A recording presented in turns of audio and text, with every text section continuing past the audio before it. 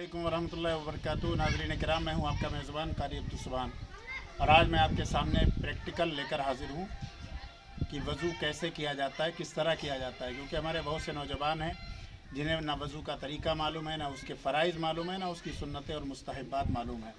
देखिए, वज़ू में 4 फ़र्ज़ हैं और 16 सुन्नतें हैं। वज़ू के बारे में अल्लाह तबारक व तआला का कुरान में फ़रमान है, या अय्युहल्लज़ीना आमनू इज़ा कुन्तुम इलस्सलाति फ़ग़सिलू वुजूहकुम व अयदियकुम इलल मराफ़िक़ि वम्सहू बिरुऊसिकुम वअरजुलकुम इलल काबैन। यानी ऐ ईमान वालों, जब तुम नमाज के लिए खड़े हो तो फ़ग़सिलू वुजूहकुम, अपने चेहरे को धुलो, व अयदियकुम इलल मराफ़िक़ि, और अपने हाथों को धुलो, वम्सहू बिरुऊसिकुम, और अपने सर का मसा करो, वारजुलकुम मिनल काबैन, और अपने पैरों को धुलो। ये 4 फ़र्ज़ वज़ू के अंदर हैं। जब आदमी कोई वज़ू करता है, कोई इंसान जब वज़ू करता है तो अल्लाह की रहमत की फ़रिश्ते उसके ऊपर रहमत की चादर तान देते हैं। और जब इंसान वज़ू करता है, जब वो अपने हाथों को धुलता है तो उसके हाथों के गुनाह झड़ जाते हैं। जब वो कुल्ली करता है तो उसके मुंह के गुनाह झड़ जाते हैं। जब वो नाक में पानी डालता है तो यहाँ तक कि उसकी नाक के गुनाह झड़ जाते हैं।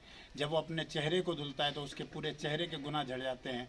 और जब वो अपने हाथों को धुलता है तो उसके हाथों के गुनाह, यहाँ तक कि नाखून के नीचे से ये गुनाह भी झड़ जाते हैं। फिर जब वो मसा करता है तो उसके सर के गुनाह भी झड़ जाते हैं। फिर जब वो अपने पैरों को धुलता है तो उसके पैरों के गुनाह भी निकल जाते हैं, यहाँ तक कि नाखून के नीचे से निकल जाते हैं, और वो बंदा गुनाहों से पाक और साफ़ हो जाता है।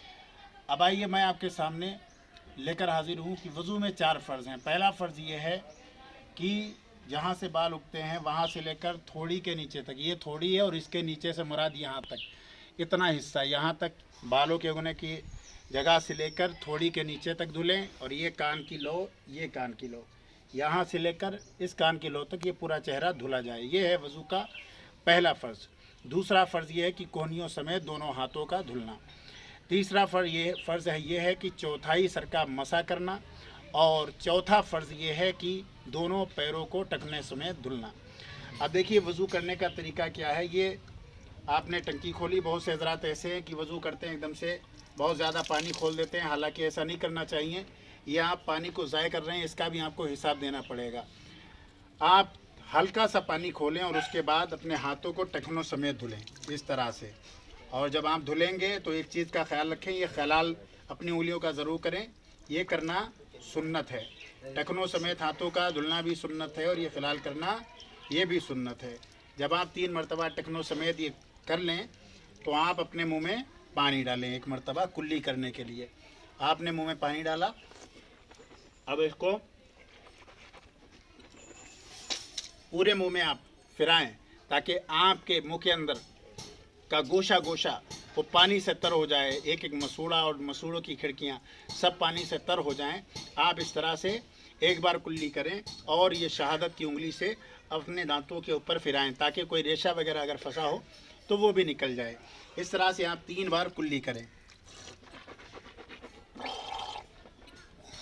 और गरारा भी करें। अगर रोज़े की हालत में नहीं है तो आप गरारा भी करें। 3 मरतबा आप कुल्ली करें, ये भी सुन्नत है। फिर आप नाक में इस तरह से पानी चढ़ाएं, ये नरम हड्डी तक आप जो है पानी को सूंघें और ऊपर जो है सुड़कें ताकि ये नरम हड्डी तक पहुंच जाए।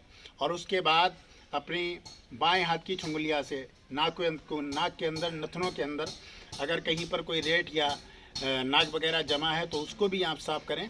और उसके बाद आप जो है अपनी नाक में पानी डालते रहें और इस तरह से 3 मरतबा पानी चढ़ा लें।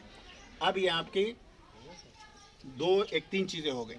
अब उसके बाद आपको अपना चेहरा धुलना है और चेहरे पर बहुत हज़रात पानी इस तरह लेते हैं और एकदम मुँह पर मारते हैं छपाक। इस तरह से नहीं करना चाहिए, बल्कि आपको जब चेहरा धुलना है तो आप पानी इस तरह से लें और उसको इस तरह से करके यूँ करें, इस तरह से।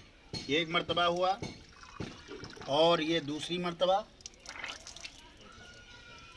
और ये तीसरी मरतबा। याद रखें, ये वज़ू का पहला फ़र्ज़ है चेहरा धुलना। ये बाल उगने की जगह से लेकर थोड़ी के नीचे तक, एक कान की लो से दूसरे कान की लो तक, ये वज़ू का पहला फ़र्ज़ है। आपने 3 मरतबा इसको धुल लिया। अब उसके बाद आप ये करें कि अपने कोहनियों के सिमत पानी बहाएं इस तरह से।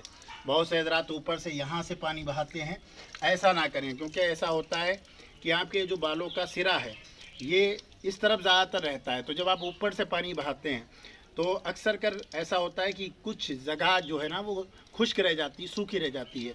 तो ऐसा ना करें, बल्कि पानी इस तरह से आप बहाएं, यूँ इस तरह से आप पानी बहाएं और इस तरह से इसको तर करें।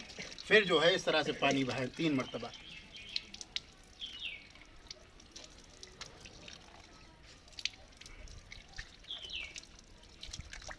अब जब आपने ये दोनों हाथों को कोहनियों समेत धुल लिया, ये वज़ू का दूसरा फ़र्ज़ अदा हो गया।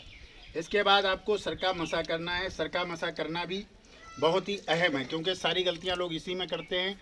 सरका मसा करना अक्सर व बेशतर इन लोगों को नहीं आता है। तो आप ध्यान दें, आपको इस तरह से सरका मसा करना है। ये 6 उंगलियों से करना है आपको। ये 6 उंगलियां आपने इस तरह से जोड़ी और ये ध्यान रखना है कि आपको ये यहाँ पर रखना है। इस तरह से आपने रखी और आपको ध्यान ये रखना है कि आपकी हथेली सर से टच ना हो। सर से आपकी हथेली नहीं मिलना चाहिए, बल्कि ये उंगलियां ही आगे से लेकर इस तरह से लेकर आप पीछे तक लेकर आए। ये है चौथाई सरका मसा, ठीक है। अब आपकी जब उंगलियां ये आगे से लेकर पीछे तक आई तो आप उंगलियों को अलग कर दें, अलहदा कर दें। अब आपको ये चाहिए कि आपकी जो हथेलियां हैं इनको इस तरह से आप पीछे से आगे लेकर आए, इस तरह से ये। और अब बचा आपका कान। तो कान में आप ये दोनों शहादत की उंगली इस तरह से डालें। इस तरह से यहाँ भी डाल सकते हैं और यहाँ भी डाल सकते हैं, ठीक है। जब आपका ये अंदर का हिस्सा हो जाए तो बचे आपके अंगूठे।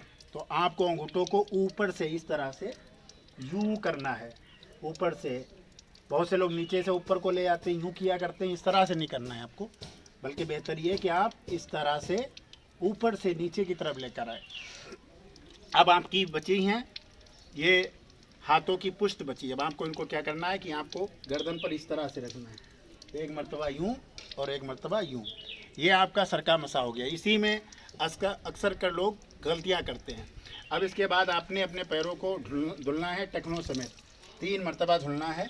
और धुलने के साथ साथ आपको उंगलियों का जो है खिलाल भी करना है। सबसे पहले इस वाली उंगली में खिलाल करें छुंगलिया से, फिर इसमें खिलाल करें, फिर इसमें करें, फिर इसमें करें और इस पैर को 3 मरतबा धुल डालें। ये आपका एक पैर धुल गया। अब इसके बाद दूसरा पैर आपको धुलना है। तो इसमें अब आपको छंगुलिया से शुरू नहीं करना है, बल्कि अंगूठे से आपको 1 2 3 4 5, ये आपका वज़ू मुकम्मल हो गया।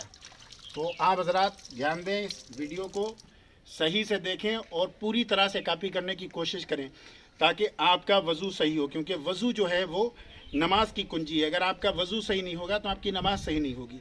तो आपको वज़ू को सीखना बहुत ज़्यादा ज़रूरी है और जिस तरह मैंने बताया इसी तरह आप हज़रात करने की, कॉपी करने की कोशिश करें और अपने भाइयों को भी ये वीडियो दिखाएं ताकि वो भी ये वीडियो सीखें। वज़ू करने से पहले आपको पढ़ना चाहिए बिस्मिल्लाहिर्रहमानिर्रहीम, और अगर याद हो आपको तो वज़ू की दुआ पढ़ लें बिस्मिल्लाहिर्रज़ीमी वल्हम्दुलिल्लाहि अला दीनिल इस्लाम, और उसके बाद आप मिसवाक कर लें और उसके बाद जिस तरह मैंने आपको तरीका बताया वज़ू का उस तरह से आप पूरा वज़ू करें। इंशाअल्लाह आपका वज़ू बिल्कुल मुकम्मल हो जाएगा।